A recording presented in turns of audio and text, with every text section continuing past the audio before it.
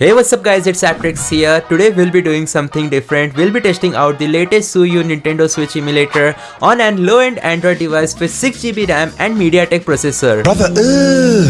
The device which I am using for today's video is Redmi K50i with MediaTek Dimensity 8100 processor and Mali G610 GPU. And as you might be able to see, it has only 5.3GB RAM, so not even 6GB of RAM, out of which I think only 1.8GB of RAM is free. Not just that, this device is also been cracked, so it's going to be a pretty interesting test for today's video. Let's start by setting up the Suyu emulator. By the way, I am using the latest 0.0.2 build of the Suyu emulator from its official GitLab. So as you know, the setup procedure of Suyu emulator is pretty simple. I have already made a video on it which I'll put on the iCard above. But basically in MediaTek processors, the first thing you'll notice is that GPU driver manager option will be locked because custom drivers aren't really supported, and even on Adreno GPU, custom drivers do make a good amount of difference in terms of performance and graphics quality. Not just that, Mali GPU devices aren't supported at all by the emulators due to compatibility issues. No matter how powerful your MediaTek or Exynos processor might be, it won't come close to Snapdragon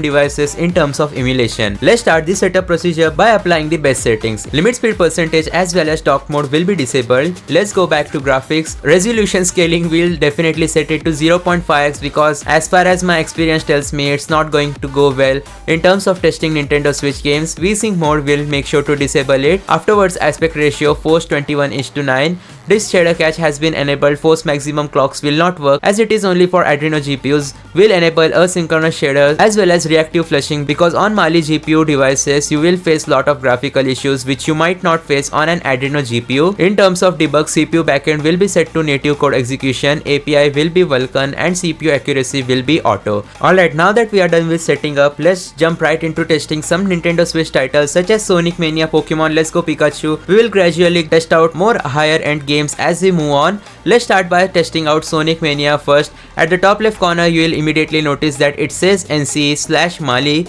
and in terms of per game settings we can customize it as well.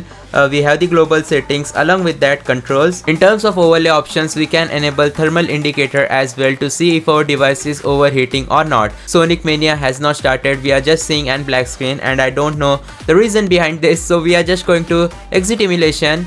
Seems like Sonic Mania doesn't work, so let's just go ahead and try out Pokemon Let's Go Pikachu. And there we go, this game indeed started successfully. Unlike Sonic Mania, I'm unsure why Sonic Mania did not work because it is an very low end title. But hey, at least we saved time and started with Let's Go Pikachu instead of wasting time testing an 2D title. As you will be able to see, even during the cutscene, the game is lagging quite a lot. Though we are seeing an 29.9 FPS, it's not really 29 FPS. One thing I am most concerned is the fact that my device has only 6GB of RAM, and as I showed you guys before, the available RAM is less than 2GB. So obviously in my opinion, I don't think that high-end titles should be playable, but I am quite surprised to see Pokemon Let's Go working on an Mali GPU Android device. Now, if you don't want to see the cutscene, then I definitely do recommend you guys to use an save file, especially if you are testing out games on a very low-end Android device. Save files will save lot of your time as they suggest. Suyu emulator was actually taken down just a few days ago, and many of you guys were commenting saying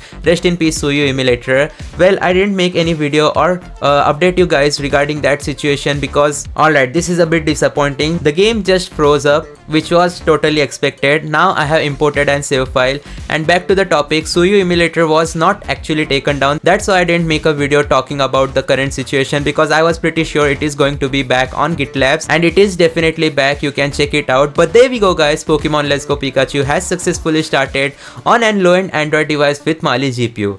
Now if we consider the fact that MediaTek Dimensity 8100 is an flagship processor, it shouldn't even be considered as an low-end device, but in terms of any sort of emulation, MediaTek will always be considered as an low-end Android device, and specifically due to only 6GB of RAM, you can't really expect much from it. Now I have heard that MediaTek Dimensity 9300 is the world's most powerful mobile processor, and I do agree that MediaTek processors are very powerful as well as power efficient compared to Snapdragon. In my at least use case scenarios, I have seen MediaTek processors performing way better in terms of battery life and even thermal, as you might be able to see at the top right corner. If I was testing this game on my iQOO 12, it would immediately get hot, whereas on an Dimensity 8100 processor you will see and smile smiley icon because the device isn't even hot and we are getting around 3 to 5 FPS in the outside world scenarios, and that's because emulator is not utilizing the full potential of this processor. That's why it isn't even heating up. Once the emulator is completely optimized for Mali GPU devices, I am pretty sure that you can easily get 30 FPS while emulating this same game. If I try it out on Skyline emulator, I am pretty sure that I would get 30 plus FPS even in outside world scenarios in Pokemon Let's Go Pikachu, because Skyline is way more optimized in terms of performance. Anyways, that was Pokemon Let's Go Pikachu. Let's just go ahead and tap on exit emulation and try out some different games like Pokemon Sword. This is a very high-end title, and as far as the minimum requirements go, it does work on 6GB RAM devices, at least if they have an Adreno GPU. I am not sure if it will work on Mali GPU. Immediately you might have noticed the game just crashed, and it will be the case with most of the games because Yuzu emulator as well as Suyu emulator is still not optimized for Mali GPU devices. As you can see, the Suyu emulator crashed once again. Let's try out Pokemon Legends Arceus and see if it works or not. In my honest opinion, I believe that if you try emulating a low-end Nintendo Switch title, then it should work. But as for the high-end titles like Legends Arceus, Pokemon Sword, or Super Mario Odyssey, Legend of Zelda, etc., it won't work on Mali GPU devices. Let's try out One Piece World Red Deluxe Edition, and it actually showed some signs of working, but it crashed again.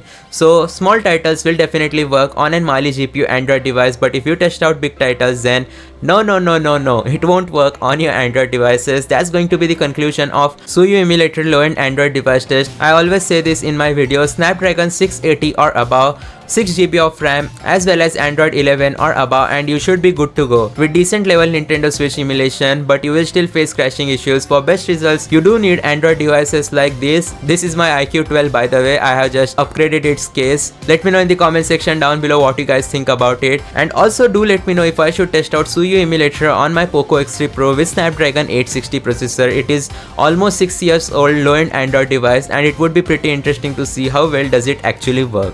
That's going to be it for today's video. Thanks for watching. Goodbye.